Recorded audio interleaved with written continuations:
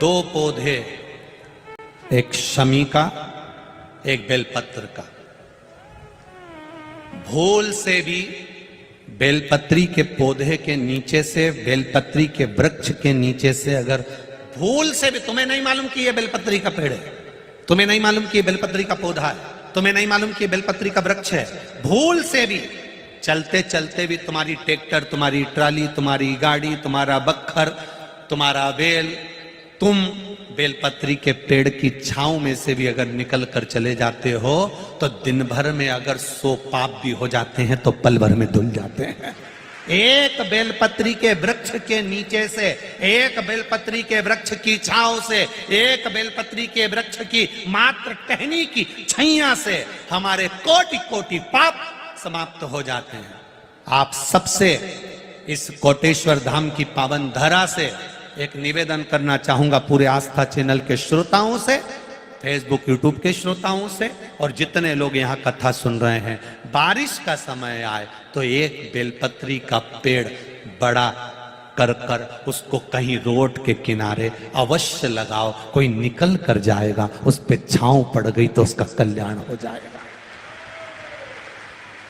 वृक्षारोपण में बेलपत्री का वृक्ष अवश्य लगाइए। 2 वृक्ष की छांव और 2 वृक्ष का दर्शन हमारे जीवन को सुख दे जाता है। एक बेलपत्री, दूसरा शमी का पौधा। शमी का वृक्ष तुम्हारे घर में बड़ा मत लगाओ, पर शमी का पौधा जब तक तुम्हारे इस हाथ की आकृति का रहे, उसमें से तुम पत्ती तोड़ो मत तोड़ो, उसमें से कुछ तोड़कर तुम शिव जी को चढ़ाओ मत चढ़ाओ, भले तुम बाहर जाकर टूटा हुआ लेकर आ जाओ, पर घर के बाहर, घर के कमरे में नहीं, हॉल में नहीं, घर के अंदर नहीं।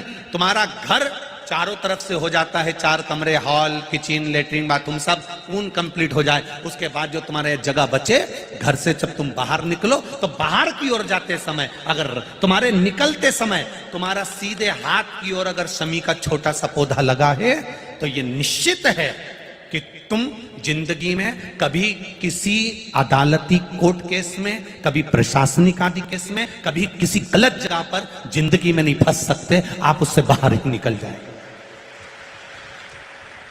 एक शमी का छोटा सा पौधा भी, उसका स्पर्श, उसका दर्शन, उसमें चढ़ाया गया 1 लोटा जल।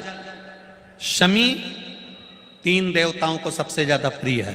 पहला देवाधिदेव महादेव, दूसरा शनि महाराज, तीसरा श्री गणेश जी महाराज। श्री गणेश जी महाराज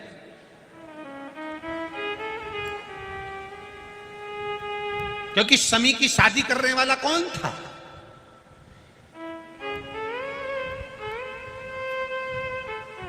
कौन इनको विवाह करे?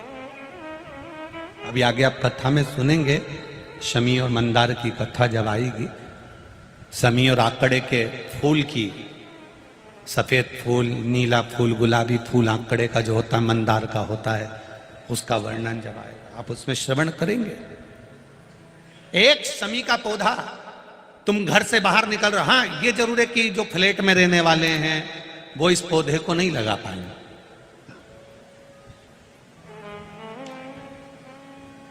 क्योंकि जब दरवाजे से निकलते हैं तो अंदर गच्ची होती है, गैलरी होती है, तो कैसे लगाएं घर के बाहर?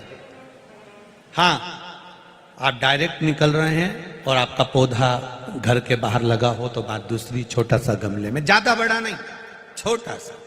ज्यादा बड़ा हो जाए तो उसको कहीं और लगवा दो, छोटा।